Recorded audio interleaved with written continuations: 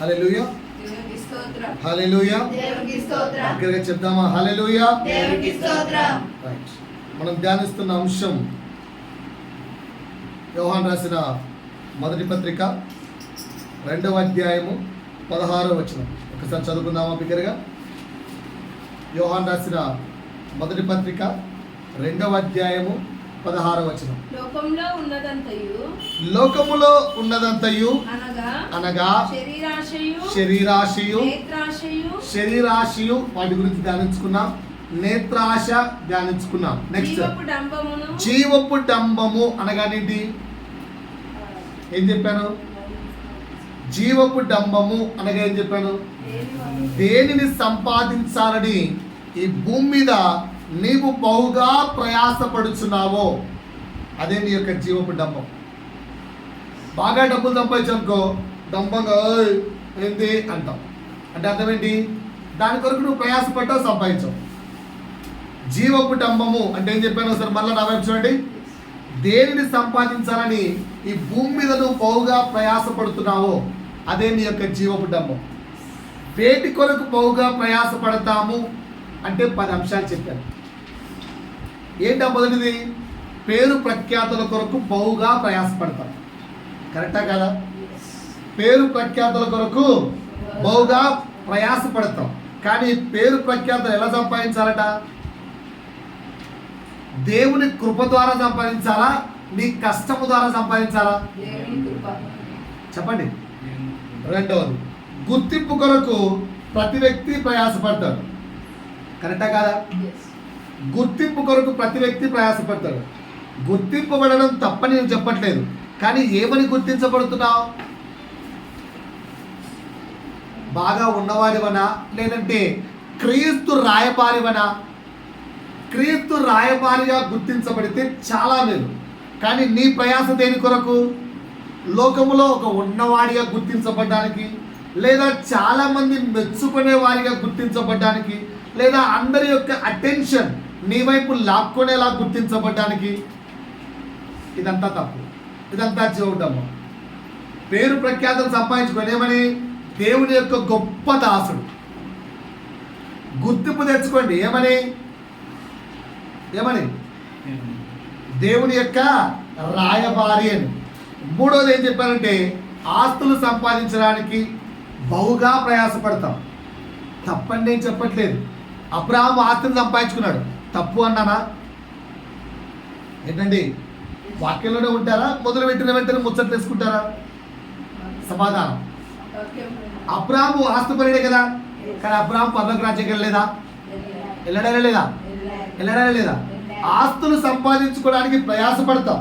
కానీ నేనేమంటున్నా అంటే పరలోక రాజ్యంలో నీ ఆస్తి ఎంత ఎంత ఎంత ఎంత కానీ మత్తయి సువార్తలో ఏమని రాయబడింది?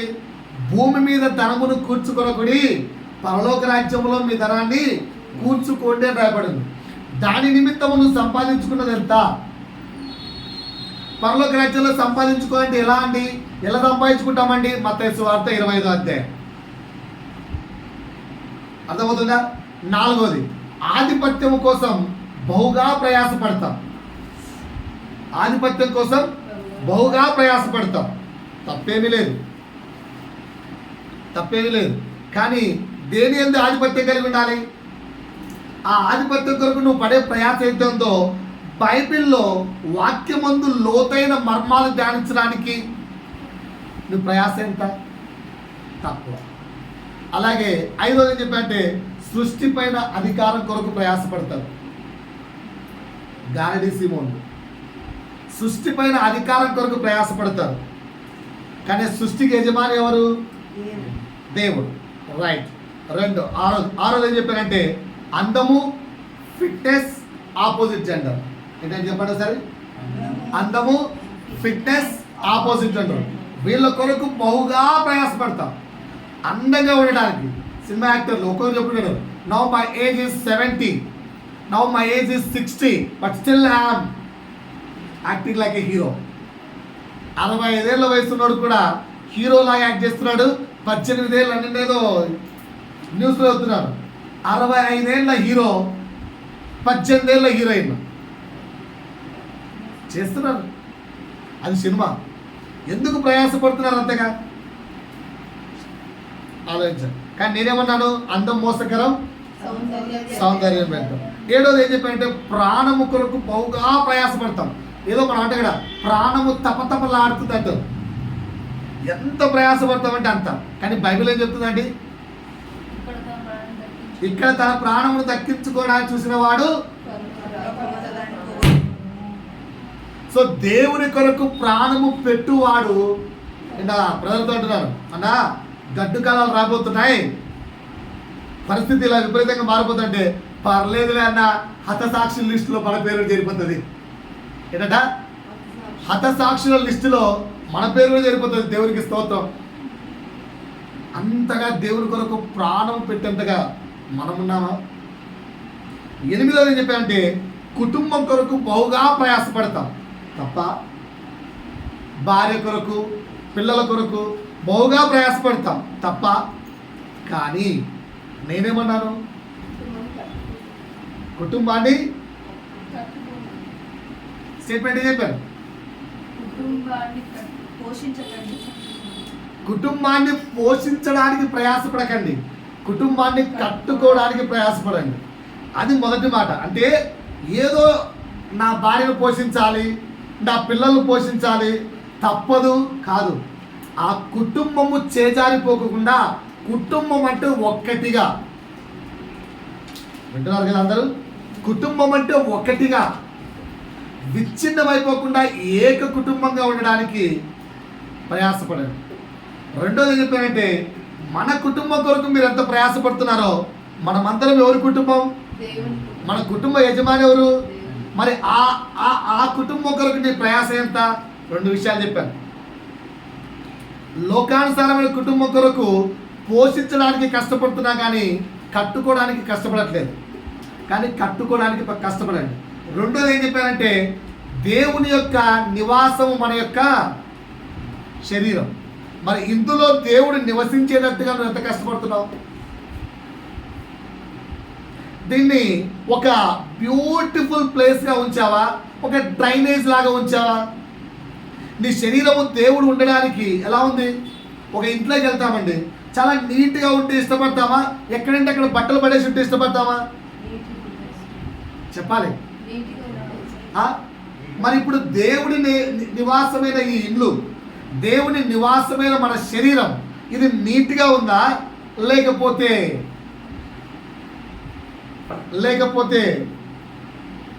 డ్రైనేజ్ లెక్కుందా? ఎలా పోషిస్తున్నాం దీన్ని? ఎలా మెయింటైన్ చేస్తున్నాం దీన్ని? Check yourself. ఇక్కడ ఇన్ని విషయాలు చెప్పాను. తొమ్మిదోది మనం ప్రయాసపడేది బాగా కులం అని నాతో పాటు, మతం, జాతి, వీటి కొరకు బహు ప్రయాసపడతాం. కరెక్టే కదా? నా కులం, నా మతం, నా కులం. ఒకసారి ఎస్సీ ఎస్టీ, కరెక్టే కదా? ఎస్సీ ఎస్టీ ఎన్ని కులాలు ఉన్నాయో చెప్పండి. ఎస్సీ ఎస్టీలో ఎన్ని సబ్ కాస్ట్లు తెలుసా? ఎస్సీ ఎస్టీలో ఉన్న sub caste more than 59. 59 sub కాస్ట్లు ఉన్నాయి. ఓకేనా? మీ అందరికి అర్థమైందా? 59 సబ్ కాస్ట్లు ఉన్నాయి. ఇప్పుడు మీరు ఇందులో దేని కొరకు ప్రాకులాడుతున్నారు? దేని కొరకు ప్రాకులాడుతున్నారు? సరే, ఇప్పుడు మీ కులం ఏంటి? ఎస్సీయా ఎస్టీయా? క్రీస్తు. అదే నన్ను ఏమంటారు? Christianity, Christian. అసలు క్రిస్టియన్ ఏంటి చెప్పండి? ఇప్పుడు ఎగ్జాంపుల్ చెప్తాను. ఒక ఎగ్జాంపుల్ మీకు అర్థమయ్యేది చెప్తాను బాగా. ఎక్కడుంది ఆ మాట? మొట్టమొదటి క్రిస్టియన్స్ అని ఎక్కడ ఉండమంటారు? తీయండి ఒకసారి. అపోస్తుల కార్యములు 11వ అధ్యాయము 21, 26. మీకు మంచి మాట నేర్పిస్తాను ఇక్కడ. ఒక్కసారి నా వైపు చూడండి. అపోస్తుల కార్యములు 11వ అధ్యాయము 21 నుంచి 26 వరకు చూడమ్మా. మొట్టమొదటి పాయింట్ అండర్లైన్ చేసుకోండి. ప్రభు హస్తం వారికి ఏమైందండి? ఒక్కసారి నా వైపు చూడండి అందరూ. ప్రభు హస్తం మనకు తోడుగా ఉందా? ప్రభు హస్తము మనకు తోడుగా ఉందా? ప్రభు హస్తము నీకు తోడుగా ఉందా? ఉంది. ఉంటే ఫస్ట్ క్వాలిటీ నీకు వచ్చినట్టే. ఎస్, ఫస్ట్ క్వాలిటీ నీకు ఉన్నట్టే. ఫస్ట్ క్వాలిటీ ఏంటండి? ప్రభు హస్తం మనకు తోడుగా ఉండాలి. అండర్లైన్ చేసుకున్నారా? రైట్. రెండోది గనుక ఆ. నమ్మిన వారు అనేకులు ప్రభు తట్టు తిరిగిరి. రైట్. వారిని గూర్చిన సమాచారము ఆ. యెరూషలేములో నున్న సంఘపు వారు విని బర్నబాను అంతియొక్క వరకు ఒక్కసారి వారిని కూర్చిన సమాచారం ఎక్కడ దాకా వెళ్ళింది? యెరూషలేములో నున్న నువ్వు క్రిస్టియన్ అనే సమాచారం నీ ఫ్రెండ్స్ కన్నా తెలుసా? మీ ఇరుగు పొరుగు వారికన్నా తెలుసా? తెలియదు. ఎగ్జాంపుల్ చెప్తే ప్రస్తుతానికి అక్షయ బాధపడతారు. అయినా చెప్తాను నేను మీకు అర్థం కావడం కోసం, ఓకేనా? వీళ్ళ సోషాలిసాలు వచ్చి అమ్మా పూర్వకాలం పెళ్ళి ఇలా చేసుకునే వాళ్ళు నువ్వు ఇలా చేసుకో అమ్మా అన్నాడట. అంటే ఇప్పుడు అలా సార్కు ఈ అమ్మాయి క్రిస్టియన్ అని అర్థమైందా, హిందూ అని అర్థమైందా?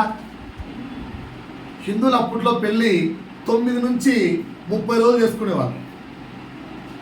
హిందువులు అప్పట్లో పెళ్ళి 9 రోజుల నుంచి 30 రోజులు చేసుకునేవాళ్ళు. ఒక సినిమా వచ్చింది, ఆ సినిమా మొత్తం 3 గంటలు పెళ్ళి అట. పెళ్ళి అంతే, పెళ్ళిని 3 గంటల సినిమా తీశారు. పెళ్ళి 3 గంటలు ఏంట్రా బాబు అది. అంటే అప్పట్లో పెళ్ళిళ్ళు 9 రోజుల నుంచి నెల రోజులు చేసుకునేవాళ్ళట. ఇప్పట్లో అంతగా చేసుకోవట్లేదమ్మా అక్షయ, నువ్వైతే అలా పెళ్లి చేసుకోరా తల్లి అన్నట. అంటే ఇప్పుడు ఈమె క్రైస్తవత్వం ఎక్కడి దాకా వెళ్ళింది? ఇప్పుడు మీకు అర్థం కావాలి. సో నేను అనేది పుట్టుకతో ఈడు క్రిస్టియన్ రా అనే ఒక ముద్ర కాదు. ఆ క్రిస్టియన్ అనే దానికి మీకు క్వాలిటీస్ చెప్తాను ఇప్పుడు. క్రిస్టియన్ మొదటి క్వాలిటీ ఏంటి? ప్రభు హస్తం వాడికి తోడై ఉంటుంది. రెండో క్వాలిటీ ఏంటో తెలుసా? వీడు క్రిస్టియన్ రాని యెరూషలేము దాకా, అంటే చాలా దూర ప్రాంతాల దాకా మన గురించి, మన మార్పు నొందిన నూతన స్వభావం గురించి, మన మార్పు నొందిన నూతన జీవితం గురించి అక్కడి దాకా వెళ్ళాలి. అది ఎలా వెళ్తుంది అంటే ఎగ్జాంపుల్ చెప్తాను మీకు అర్థమయ్యేటట్టు. మేమంతా ఒక బ్యాచ్. ఈ బ్యాచ్లో వీడికి మంచి అలవాటు ఏంటో తెలుసా? లోకల్లో ఒక మంచి అలవాటు బాగా ఉంటుంది. ఈ ఫ్రెండ్కు ఇంకొక అలవాటు బాగా ఉంది. ఈ ఫ్రెండ్కు ఇంకొక అలవాటు బాగా ఉంది. ఆ ఫ్రెండ్కు అట్లా లోకల్లో ఉన్న అన్ని విధమైన అలవాట్లు ఒక్కొక్కడికి ఉంటాయి. అన్నీ ఒకడికే ఉండవు. అన్నీ ఒకడికే ఉండవు. ఈయనకేం పిచ్చి ఉంటుంది? డ్యాన్సులు, సినిమాలు, సోకులు పిచ్చి అనుకుందాం. ఈయనకేం పిచ్చి ఉంటుంది? తిరుగులాటలు పిచ్చి ఉంటుంది. ఈయనకేం పిచ్చి ఉంటుంది? తుమ్మ కొట్టాలి, చెంపు కొట్టాలి, కమ్మ కొట్టాలి, కాలేలో కొట్టాలి, తిరగాలి, రోడ్ల మళ్ళీ అట్టాలి ఇట్టాలి అల్లరి ఒకటి. అట్లా లోకము బాగా ఒక్కొక్కళ్ళు ఉంటుంది. కానీ క్రైస్తవుడిగా నీలో కూడా అవన్నీ ఉంటాయి. కానీ నువ్వు వాళ్ళకేం నేర్పించాలి? వాళ్ళ కంపు కొట్టే స్వభావం నీలోకి రాకుండా నీ సువాసన వాళ్ళ మీద వెదజల్లితే అది యెరూషలేము దాకా నీ సువాసన పాకింది అన్న. ఆ పాకింది కనుక నీళ్ళు ఏం చేశారు? మరి బర్నబా నువ్వు రారా బాబు, నువ్వేదో కొంచెం కొత్తగా తేడా కూడా వద్దా అని పిలిపించుకున్నావు. చదవండి అక్కడ. బర్నబాను ఆ. అంత్యోకయ వరకు పంపిరి. సువాసన వెదజల్లితే పక్కకి వెళ్ళిపోతున్నారు. పాయింట్ అర్థమవుతుందా సార్? అరే నువ్వు అక్కడికి వెళ్ళరా, నువ్వు అక్కడికి వెళ్ళరా, నువ్వు అక్కడ చేయరా. అట్లా నువ్వు క్రిస్టియన్గా మారిన నీ నూతన స్వభావం ఎంతమంది తెలిసింది? ఎగ్జాంపుల్ ఇంకా చెప్తాను మీకు అర్థం. ఇప్పుడు మన ఇది తీసుకుందాం. Before baptism, after baptism. Before baptism క్రీస్తు సంబంధించి కాదు, ఆఫ్టర్ బ్యాప్టిజం క్రీస్తు సంబంధి కదా. బిఫోర్ బ్యాప్టిజం ఓకేనా, గోళీలు, గుండ్లు, పేకాటలు, పీకాటలు అలవాట్లు ఉన్నాయి అనుకుందాం. ఆఫ్టర్ బ్యాప్టిజం వాడు వచ్చి రారా మామ ఒక రమ్మేద్దామంటే పాత జీవి చచ్చిపోయాడు రా, నేను కొత్త. నీ మార్పు అక్కడ తెలుస్తుంది. నాకు ఒకసారి మన బ్రదర్ చెప్పాడు ఎగ్జాంపుల్. ఆ వ్యక్తి ఇప్పటికి బ్రతుకున్నాడు.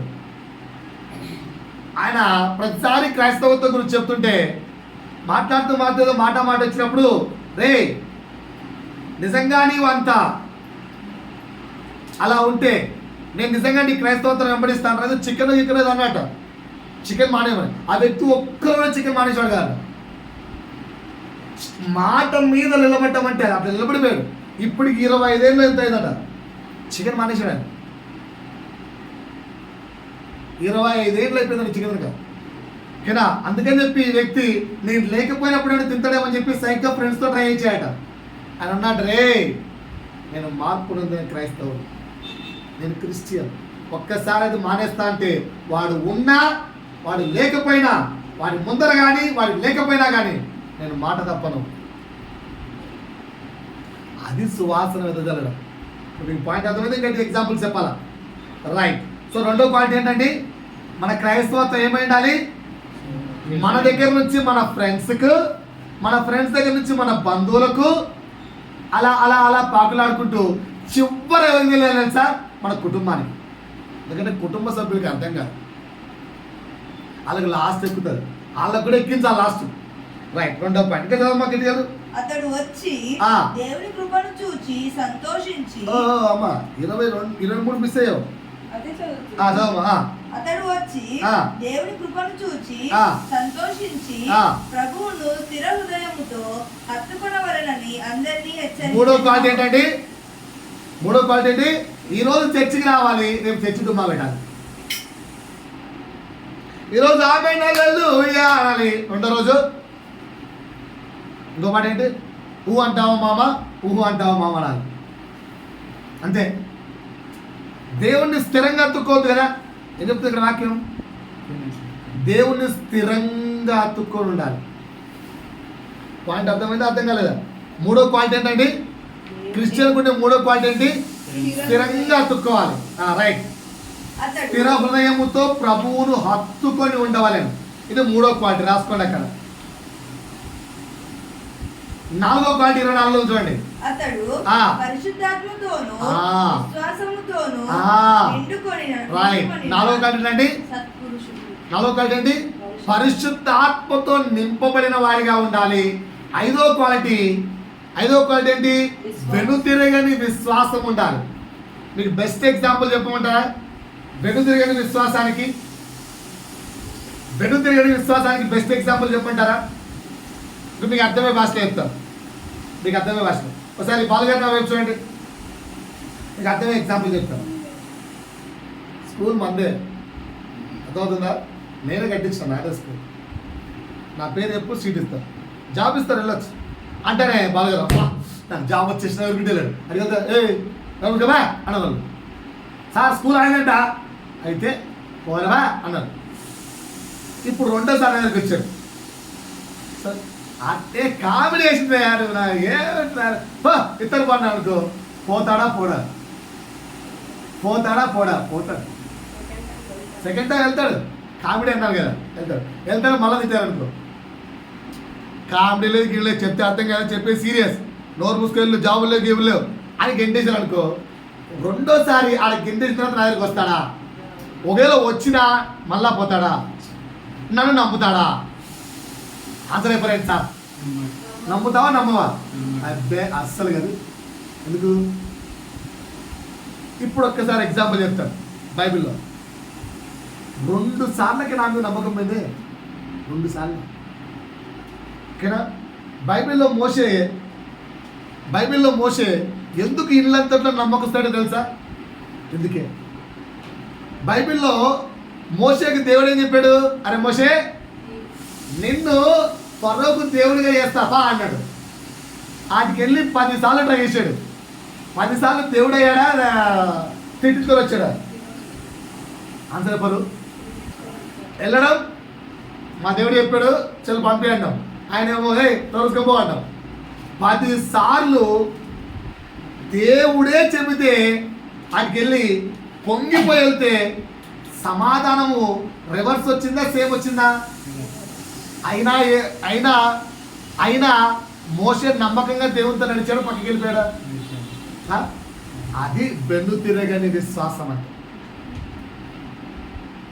నా ప్రార్థన దేవుడి ఇంటే అన్ని జరిగితే నేను దేవుని వెంబడిస్తాను, అన్నిడు కూడా వెంబడిస్తాడు. దేవుడు ఆశీర్వాదిస్తే నేను వెంబడిస్తాను, అన్నిడు కూడా అలాగే ఉన్నారు. నాకు దేవుడు ఉద్యోగం ఇస్తే నేను దేవునితో ఉంటాను, అందరూ అట్లే ఉంటారు. నాకు దేవుడు ప్రార్థించినట్టే స్వస్థత ఇస్తే నేను దేవునితో ఉంటాను, నాకు బాగా అయితే నేను దేవునితో ఉంటాను, నాకు ఆస్తులు ఇస్తే నేను దేవునితో ఉంటాను, నాకు పిల్లలు ఇస్తే దేవునితో ఉంటాను, నాకు మంచి భార్యను ఇస్తే, నాకు సమాధానం ఇస్తే, నాకు సంతోషం ఇస్తే, నాకు ఆయుష్ ఇస్తే, అన్నీ ఇస్తే అందరూ ఉంటారు సార్. ఏమి ఇవ్వడు దేవుడు, అయినా ఆయన నా దేవుడు అని ఆయనతో ఉండగలిగాను.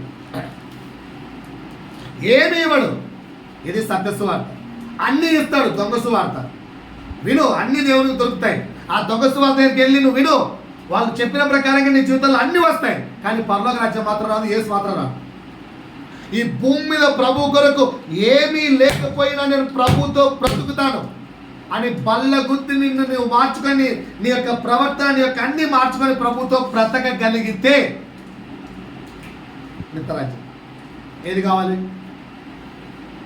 ఏది కావాలి? ఏది కావాలి? సో 5వ క్వాలిటీ ఏం చెప్పాను సార్? చెప్పాలి నాకు ఒకసారి. మొదటి క్వాలిటీ ఏం చెప్పాను? అండర్లైన్ చేసుకోండి మళ్ళా. ప్రభు హస్తం తోడై ఉండాలి. ప్రభు హస్తం తోడై ఉంటే పట్టుకుందల్లా.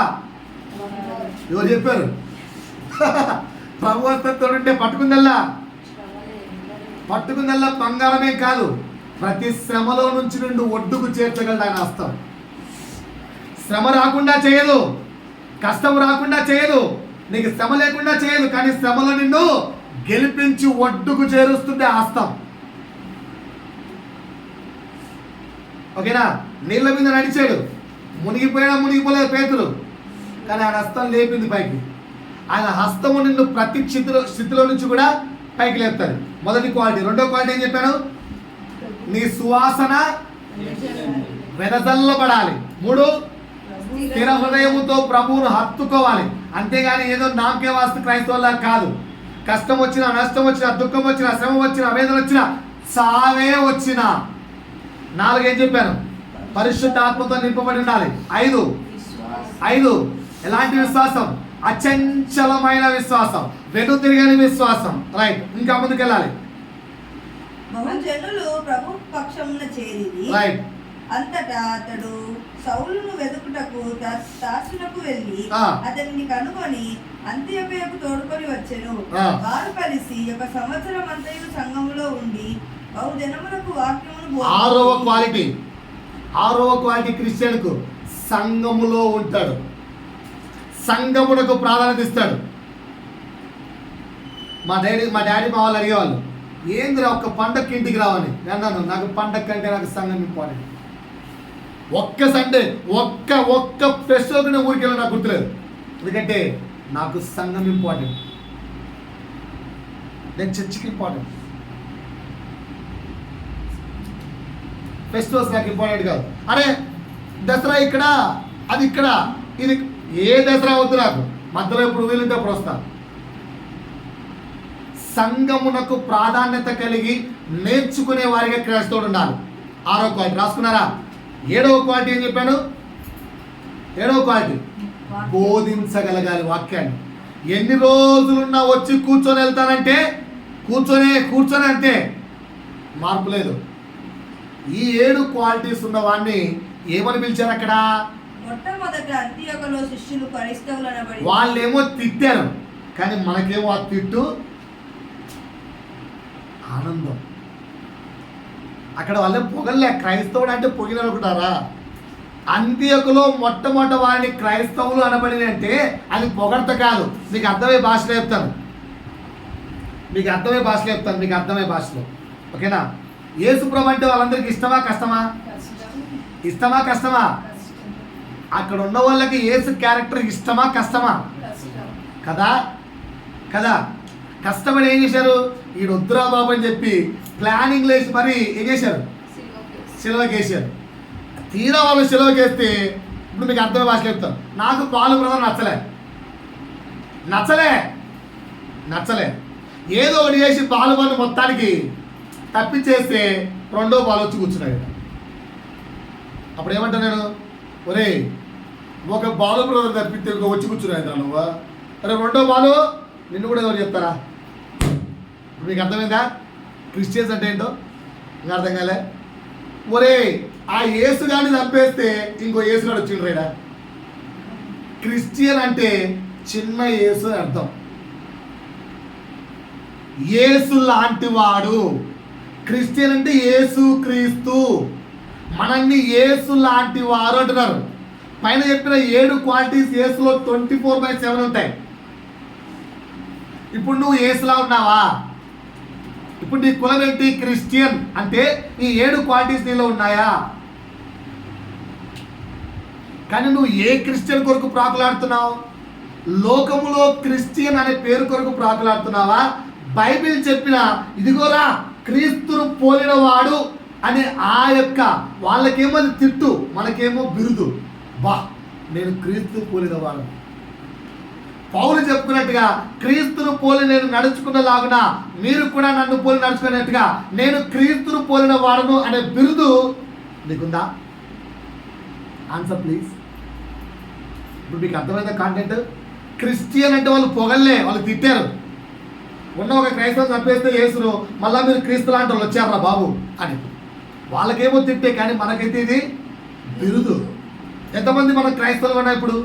ఈ నిజమైన క్రైస్తవుడు అనే కులం కొరకు ప్రాకులాడుతున్నాం, లేదా వరల్డ్లో ఉన్న కులం కొరకు ప్రయాసపడుతున్నారా? దేని కొరకు ప్రయాసపడుతున్నారు సార్? చెప్పాలి ఆన్సర్. వాక్యం ఎక్కుతుందా? మైండ్లోకి వెళ్తుందా? మైండ్లోకి వెళ్తుందా? అర్థమవుతుందా? 7 క్వాలిటీస్ వస్తాయి. నాకు చెప్పండి ఏమేమి క్వాలిటీస్? ప్రభు హస్తం మనకు తోడై ఉండాలి. రెండోది మన సువాసన వెదజల్లబడాలి. మూడోది ప్రభువును స్థిర మనసుతో హత్తుకోవాలి. 4 పరిశుద్ధాత్మ అభిషేకం ఉండాలి. 5 అచంచలమైన లేదా వినుదిరగని విశ్వాసం ఉండాలి. 6 సంఘములో క్రీస్తు సంఘములో నీవు సహకారిగా ఉండాలి. 6 7 బోధించాలి, క్రీస్తును ప్రకటించాలి. ఈ 7 క్వాలిటీస్ ఉంటే నిన్ను చిన్న క్రీస్తు అంటారు. ఈ కులం కొరకు నువ్వు ప్రయాసపడితే మాత్రం అద్భుతం. అలా కాకుండా తల నుంచి బ్రాహ్మణులు, చేతుల నుంచి క్షత్రియులు, తొడల నుంచి వైశ్యులు, పాదాల నుండి శూద్రులు వీళ్ళు వచ్చారని చెప్పేటట్టుగా మేము కూడా ఒక క్రైస్తవులము అని చెప్పుకునే బిల్డప్ కొరకు, లేదా నేను పాస్టర్ను తెలుసా, మా నాన్న పెద్ద పాస్టర్ తెలుసా అని చెప్పుకునే ఇది రెడ్ క్రిస్టియన్స్, కమ్మ క్రిస్టియన్స్, ఇంకా ఏమున్నాయి చౌదరి క్రిస్టియన్స్, లేదా అలా ఏదో కులపిచ్చిలాగా ప్రయాసపడితే మాత్రం బెస్ట్. ఇప్పుడు యూట్యూబ్ ఎందుకండి అంతా ఇదే ప్రజెంట్ ట్రెండ్ నడుస్తుంది. కొట్టుకు చచ్చిపోతున్నారు అందరూ కులాలు. సతీష్ కుమార్ ఏ కులం? మీరు గొప్పగా చెప్పే వైఎస్ రాజశేఖర రెడ్డి అల్లుడు ఎవరు? అనిల్ కుమార్ ఏ కులం? ఏ కులం? ఏదైతే నీకెందుకు? మందే కులం? మంది కులము కాదు నాయన, క్రీస్తును వెంబడించే క్రీస్తు వారమ్మ. ఓకేనా? దాని కొరకు ప్రయాసపడ్డాం. లాస్ట్ 10వది భక్తి. చాలామంది భక్తి కొరకు ప్రయాసపడుతుంటారు. ఓకేనా? చాలామంది భక్తి పరులు అనిపించుకోవడానికి ప్రయాసపడుతుంటారు. ఏం చేస్తే భక్తి వస్తుంది చెప్పండి? ఏం చేస్తే భక్తి పరులు అంటారు చెప్పండి ఒకసారి. రాష్ట్రమ్మ, ఏం చేస్తే భక్తి పరులు అంటారమ్మా? ఎక్కువ ప్రేయర్ చేయాలి. రైట్. మీరు కూడా చెప్పచ్చు ఆన్సర్స్. భక్తి పరులు అని అనిపించుకోవడానికి మీరు ఏం చేస్తారు? మీరు భక్తి పరులా కాదా? ఇలాంటి tough questions you should not ask. మీరు భక్తి పరులా కాదా చెప్పండి. భక్తి పరులేనా? లేదంటే రోడ్లలో తిరిగే భక్తి లేని వారా? వాళ్ళతో పోల్చుకుంటే భక్తి పరులమే. మీరు అడిగే ప్రశ్నకు మాత్రం భక్తి పరులం కాదు. ఇలాంటి ఆన్సర్లు ఉన్నాయా?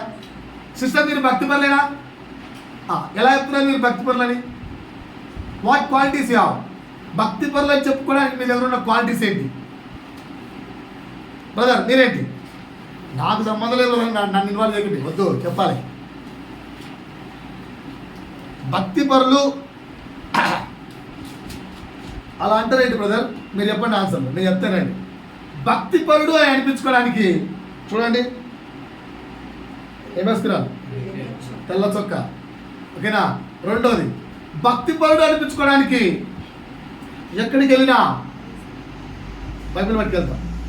భక్తి పరుడు అనిపించుకోవడానికి ప్రార్థన చేయమంటే మత్తయి సువార్త 7వ అధ్యాయము 7వ వచనములో పలికిన విధంగా, తండ్రి అడుగుడి నీకేమనున్నావు, ఇదిగో ఈ కుమారుల కొరకు అడుగుచున్నాను నాయనా అని ప్రార్థన చేస్తాం. అంటే దాని అర్థం ఏంటి? నాకు వాక్యం బాగాలేదు సార్, అంతే కదా. ఇవన్నీ భక్తి పరుడే కదా. ఇదే చేస్తాం అని చేస్తాం. భక్తి పరుడు అనిపించుకోవడానికి మనం చేసేవన్నీ ఇవి కాకుండా వేరే ఉన్నట్టు చెప్పండి, నాకు చూద్దాం. ఓకేనా? ప్రార్థనలు విపరీతంగా చేయడాలు, చర్చికి రావడాలు, ఇంకెక్కువ మాట్లాడితే బాగా డబ్బులు వస్తే పాస్టర్లకు డబ్బులు ఏంటి దశం భాగాలు పాస్టర్లకి ఇవ్వరండి, దేవుళ్ళకి ఇస్తారు. పాస్టర్లకు డబ్బులు కావాలా చెప్పు అని పడేయడాలు, ఇవన్నీ భక్తి పరులే. ఇంకా ఇంకా ఎక్కడ మీటింగ్ పెడితే అక్కడ మీటింగ్ అటెండ్ కావడాలు, ఆన్లైన్ ప్రేయర్లు, ఆన్లైన్ ప్రేయర్లు, ఏ ప్రేయర్లు పెట్టినా రావడాలు, ఏ రోజు ప్రార్థన పెట్టా అటెండ్ కావడాలు, ఎలాంటి చర్చ్ నుంచి ఎలాంటి ప్రోగ్రాం పెట్టా స్పాన్సర్ చేయడాలు, ఇవే కదా భక్తి పరులు చేసే పనులు. ఎందుకు చేస్తారు ఇవన్నీ? భక్తి పరులు అని అనిపించుకోవడానికి, రైటనా? ఇవి కాకుండా ఏం చేస్తారు చెప్పండి, చెప్పండి. మాట్లాడిన సార్ కొంచెం ఇంత గొంతించుకోగలిగాను. భక్తి పరులు కానీ అందరూ భక్తి పరులు అనిపించుకోవడానికి మీరు చేస్తున్నవి వినగా ఈ కాకుండా వేస్తారా? చర్చికి వస్తాం, ఏం చేసినా చర్చికి వస్తాం. ఎక్కువ మాట్లాడితే మన కావచ్చు ఎదురు పేద పాటలు రాస్తాం, ఇంకా లేదంటే బైబిల్ రాస్తాం, ఇంకా లేదంటే ఏం చేస్తారు భక్తి పరులు అనిపించుకోవడానికి? బైబిల్ చదువుతాం. ఇంకా చెప్పండి సార్ కొంచెం. మీరు భక్తి పరులు అనుకోవడానికి ఏమేమి ప్రయాసపడుతున్నారు? ఈమె చాలా భక్తి పరురా, ఈ వ్యక్తి చాలా భక్తి పరుడు రా అనిపించుకోవడానికి. ఇంకా చెప్పమంటారా? కొంచెం సైలెంట్గా ఉంటాం, అరవం సైలెంట్గా ఉంటాం, గొడవలు పడం.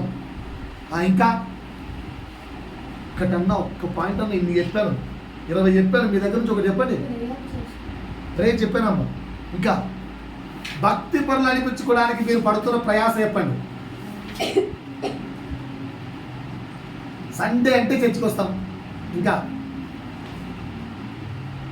వారానికి లేదా సంవత్సరానికి వస్తే ఇంట్లో ప్రేయర్ పెట్టుకుంటాం, స్టార్ పెడతాం. ఓకేనా? క్రిస్మస్ వస్తే మొత్తం డెకరేట్ చేస్తాం, కొత్త బట్టలు వేసుకొని తిరుగుతాం క్రిస్మస్ వచ్చినప్పుడు. ఇంకా శాంటా క్లాసులు పెడతాం. ఇంకా భక్తి పనులు అనిపించుకోవాలి. మీరు ఏం చేస్తున్నారు? అదే ఇదే కదా చేసేది. ఓకేనా? ఈ విధంగా చేస్తారా చేయలేదా చెప్పండి ఆన్సర్. చేస్తారా చేయలేదా? 100% చేస్తారు. కానీ క్రీస్తు కోరుకున్న భక్తి అది కాదు. మీరు పడే ప్రయాస, మీరు భక్తి పనులని లోకానికి చూపించుకోవడానికి మీరు పడుతున్న జీవపు డంబం. ఓకేనా? మీరు పడుతున్న జీవపు డంబం అని, అది పాపం. బైబిల్ చెప్తున్న భక్తి ఏంట్రా అంటే యాకోబు పత్రిక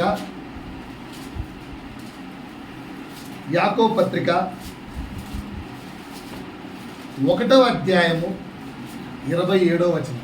ఇది బైబిల్ చెప్తున్న భక్తి. తండ్రి అయిన దేవుని ఎదుట పవిత్రమును నిష్కలంకమునైన భక్తి ఏదనగా, మనం ఇప్పుడు వరకు దగ్గర 20 పాయింట్లు చెప్పాను. అవి అక్కడ ఉన్నాయేమో చెక్ చేయండి. 20 పాయింట్లు. ఒక్క పాయింట్ ముందు చూడండి అక్కడ మనం చెప్పింది. దిక్కులేని పిల్లలను చెప్పామా? పోయిన వారం అన్నాను, నాన్న అందరూ మీ ధనంలో నుంచి కొంచెము సమకూర్చి, అది 500 కావచ్చు, 1000 కావచ్చు, మీ యొక్క స్తోత్రం బట్టి, పాస్టర్ గారు ఇదిగో మాకు ఈ వారం లేదా ఈ నెలకు గాను మీకు ఒక 1000 రూపాయలు ఇస్తున్నాం, తీసుకోండి. పాస్టర్ గారు ఇదిగో ఒక 500 ఇస్తున్నాం, తీసుకోండి. ఇది మా కుటుంబం నుంచి మేము సంపాదించిన దాంట్లో బీదలకు ఇవ్వాలనుకుంటున్నాం, ఒక బీదలను ఎత్తకండి అని చెప్పాను. పోయిన వారం అటుపోయిన వారం ఎప్పుడు చెప్పానమ్మా? ఈస్టర్ టైంలో చెప్పాను. అటుపోయిన వారం ఒక్కొక్క వ్యక్తి ఒక 500 చొప్పున ఇచ్చిన 4 కుటుంబాలు 4,000 2,000 వస్తాయి. మీకు తెలిసిన కుటుంబం అది ఏ కులస్తుడే కానీ పేట బీదవాడు ఉంటే వాడి ఆకలి తీర్చడానికి 2,000 రూపాయల కిరాణా, వాడికి మినిమం 15 రోజులు తినడానికి సరిపోతుంది. అలా చేద్దాం సంఘం నుంచి అన్నాం. ఒక్క వ్యక్తికైనా గుర్తుందా అసలు? ఆలోచించుకోండి. నిజమైన భక్తి అది. మన అటెన్షన్ తెలివి ఉండాలంటే హోంవర్క్ల మీద ఉండాలి. దిక్కులేని విధవరాళ్లకు చెప్పండి. దిక్కులేని పిల్లలను, ఆ. విధవరాళ్లను వారి ఇబ్బందులలో పరామర్శించు. ఇది నిజమైన భక్తి. ప్లస్ రెండో మాట ఉంది అక్కడ. ఇది మొదటి పాయింట్ అర్థమైందా? నిజమైన భక్తి అంటే ఏంటో. కానీ అక్కడ మళ్ళీ సెల్ఫీ దిగదు బాబు, తప్పు. రెండోది ఇహలోక మాలిన్యము అంటకుండా తన్ను తాను కాపాడుకోవడమే నిజమైన భక్తి. మనము చెప్పిన ముందు చెప్పిన పాయింట్లన్నీ ఏమేం చెప్పాను? ప్రార్థన, డబ్బులు ఇవ్వడాలు, లేదా మీటింగ్లకు వెళ్ళడాలు, లేదా పాటలు రాయడాలు, లేదా పాటలు పాడాలు. మనం చాలా పాటలు వింటుంటాం కదా యూట్యూబ్లో. వాళ్ళంతా భక్తి పరులా కాదా? వాళ్ళ ఏషాలు చూడాలి, వాళ్ళ హెయిర్ స్టైల్, వాళ్ళ ఏషాలు, వాళ్ళ హెయిర్ స్టైల్ చూడాలి. లోకంలో ఉన్న అన్నీ నీలో ఉంటూ నువ్వు భక్తిపరుడని కనపరుచుకోవడం చాలా కష్టం. This is the present trend అమ్మా. వి ఆర్ లైక్ దిస్ అంటే ట్రెండ్ ప్రభువు సృష్టించలేదు, మనము సృష్టించుకున్నాం. కానీ ప్రభు ఏమంటున్నాడు? నిన్ను సృష్టించినది నేను రా, నా చిత్త ప్రకారం ఉండడమే నీ యొక్క సృష్టి. నువ్వు కొత్తగా ట్రెండ్ సృష్టించుకొని I'm the Gen Z batch, I'm the Gen Z alpha అనుకొని కొత్త లైఫ్ బతుకుతా అంటే నువ్వు పాపివని అర్థం. జన్ ఆల్ఫా కావచ్చు, జెన్జీ కావచ్చు, అది ఎందుకు పెట్టారు అదంటే దేవుడు ఇప్పుడు ప్రజెంట్ జనరేషన్ పిల్లలను చాలా అడ్వాన్స్డ్ టెక్నాలజీతో పుట్టిస్తున్నాడు. అంతేగాని లోకల్లో ఉన్న మలినమంతా పూసుకోమని కాదు. మలినం పూసుకుంటేది పాతోడైనా కొత్తోడైనా ఏ బ్యాచ్ అయినా అడ్వాన్స్డ్ అయినా కూడా మలినం పట్టించుకుంటే ఏమవుతుంది? కంపేర్ కొడుతుంది. పాయింట్ అర్థమైందా సార్? నిజమైన భక్తి అంటే ఏంటి చెప్పాలి, నాతో మాట్లాడాలి. మరి ఈ రెండు ఉన్నాయా? ఈ రెండింటి కొరకు ప్రయాసపడుతున్నామా? ఇప్పుడు నేను ఉన్నాను సార్, ఇప్పుడు వాక్యంలోంచి 100 మాటలు చెప్తున్నాను. ఆ వాక్యంలోని 100 మాటల ప్రకారంగా లేకుండా వాక్యం చెప్పి బయటకు వెళ్తానే హే హౌ ఆర్ యు అని అనుకో, ఇప్పుడే కదా వాక్యం చెప్పినావు అంటావా అనవా? అంటారా అంటారా? ఇప్పుడు చర్చి దాటి బయటికి వెళ్ళిపోతానే మీ యొక్క హావభావాలు, మీ క్రియలు అన్నీ లోకానుసారమైనగా ప్రవర్తిస్తే పరిస్థితి ఏంటి? మీరు క్రీస్తును ప్రకటిస్తున్నారా, లోకపు అధికారిని ప్రకటిస్తున్నారా? మీ లైఫ్ ఉపమానానికి సంబంధించిన బైబిల్ను కూర్చిన ఉపమానానికి ప్రకారంగా ఉందా, ఆ ఉపమానానికి విరుద్ధంగా ఉందా? మీ బ్రతుకు మీ బ్రతుకు దేన్ని చూపిస్తుంది? సాతాన్ను ప్రచురణ చేస్తుందా, రిప్రజెంట్ చేస్తుందా, యేసుని రిప్రజెంట్ చేస్తుందా? అమ్మా, భక్తి పరులుగా కనపరచుకోవడం అంటే ఈ రెండే క్వాలిటీస్. అంత క్వాలిటీస్ ఏం అవసరం లేదు. అవసరతలో ఉన్నవాడు, దిక్కులేని వారు, విధవరాళ్ళు, బీదవారిని కరుణించడం నేర్చుకుందాం, ప్రేమించడం నేర్చుకుందాం. రెండేంటి? ఈ లోకంలో డే బై డే అడ్వాన్స్డ్ అయిపోతుంది. Because devil is creating so many advanced technology to attract the persons to be remove from the God Kingdom. దేవుని రాజ్యంలో నుంచి మనల్ని వేరు చేయడానికి సాతాను రకరకాల టెక్నాలజీ వాడుతుంది. అది క్రికెటే కావచ్చు,